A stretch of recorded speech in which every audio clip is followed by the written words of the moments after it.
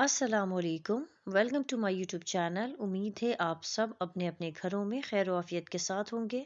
आज मैं बना रही हूँ बहुत ही मज़ेदार खस्ता करारी पापड़ी, जो कि चाट भेलपूरी जैसी बहुत सी रेसिपीज़ में आपके बहुत ही काम आने वाली है। तो चलिए स्टार्ट करते हैं हमारी आज की रेसिपी। बिस्मिल्लाहिर्रहमानिर्रहीम।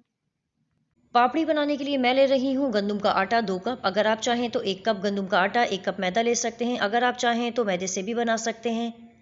1 चाय का चम्मच मैं इसमें शामिल कर रही हूँ भुना ज़ीरा। नमक है आधा चाय का चम्मच।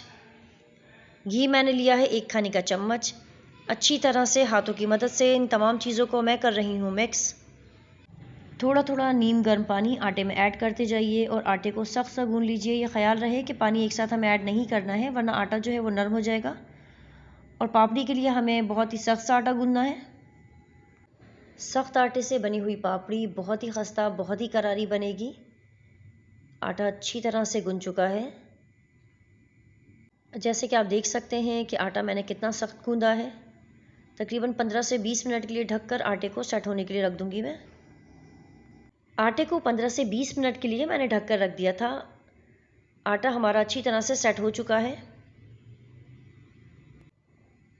आटे को एक बार फिर इस तरह से अच्छी तरह से गूंद लीजिए ताकि आटा अच्छी तरह से हर तरफ से मिक्स हो जाए। आटे के इक्वल साइज़ के पेड़े बना लीजिए। तकरीबन 2 कप गंदम के आटे में 9 से 10 पापड़ी आराम से आपकी बन जाएगी। जिस तरह से हम पूरी के लिए पेड़े बनाते हैं, बिल्कुल ठीक उसी तरह से आपको पेड़े बना लेने हैं। मैंने इस आटे से तमाम पेड़े बनाकर रख लिए हैं। मेरे तकरीबन 9 पेड़े बने हैं, यानी इससे मैं 9 पूरियाँ बना सकती हूँ। ये आटा क्योंकि सख्त था, इसलिए आटे को बेलने के लिए आपको सूखे आटे की या फिर तेल की किसी चीज़ की ज़रूरत नहीं है। आप बिल्कुल आराम से बिना किसी चीज़ की मदद से भी आटे को बेल सकते हैं। तमाम पूरियाँ मैंने बेल ली हैं। ऑयल मैंने लिया है फ्राई के लिए, आप अपने अंदाजे के मुताबिक ले लीजिए। गोल्डन ब्राउन होने तक दरमियानी आंच पर पूरियों को अच्छी तरह से आप फ्राई कर लीजिए। आंच आपको तेज़ नहीं करनी है। आंच तेज़ होने की वजह से पूरियों पर गोल्डन कलर आ जाएगा, पूरियाँ बहुत जल्दी बन जाएंगी, लेकिन जो है वो खस्ता नहीं होंगी। इसलिए ख्याल रहे कि आपको पूरियाँ जो है वो दरमियानी आंच पर या बिल्कुल हल्की आंच पर ही फ्राई करनी है। तकरीबन आपको 8 से 10 मिनट लग जाएंगे पूरियाँ फ्राई करने में। पेड़े मैंने सारे बेलकर एक साथ रख लिए थे। अभी मैंने सादी पापड़ी तैयार की है। अब जो है मैं नाइफ़ की मदद से इस तरह से पापड़ी पर कट लगा रही हूँ। आप चाहें तो सादी पापड़ी बना लीजिए, आप चाहें तो इस तरह से कट लगाकर बना लीजिए। इस तरह से कट लगाने से आपकी जो पापड़ी है वो और भी ज़्यादा खस्ता और भी ज़्यादा करारी बनेगी। इसी तरह से 8 से 10 मिनट में हमारी बाकी की तमाम पापड़ियाँ भी रेडी हो चुकी हैं।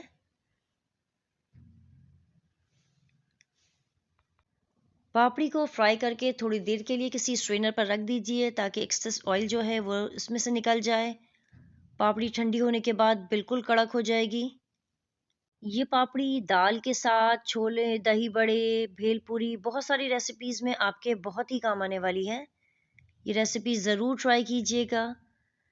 अगर आप मेरी रेसिपीज़, मेरी रेमेडीज़ ट्राई करते हैं, आपको मेरी रेसिपीज़, मेरी रेमेडीज़ पसंद आती हैं, तो अपना फ़ीडबैक ज़रूर दिया कीजिए और मेरे चैनल को लाइक, शेयर एंड सब्सक्राइब करना ना भूलिएगा।